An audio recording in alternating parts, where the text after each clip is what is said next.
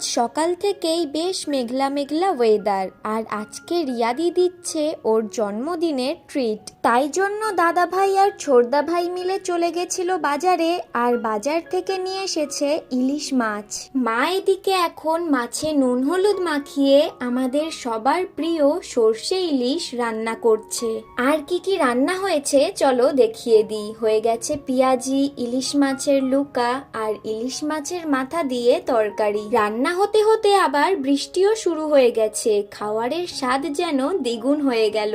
Lunch complete করে সন্ধ্যের দিকে চলে গেছিলাম সোদপুরে। কেন বলো তো?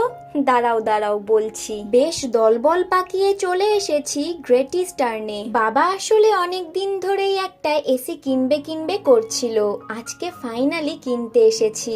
আমাদের এদিকে পছন্দ হয়ে গেছে, তোমরা গেস করে কমেন্টে জানিও এই তিনটের মধ্যে কোনটা নিয়েছি।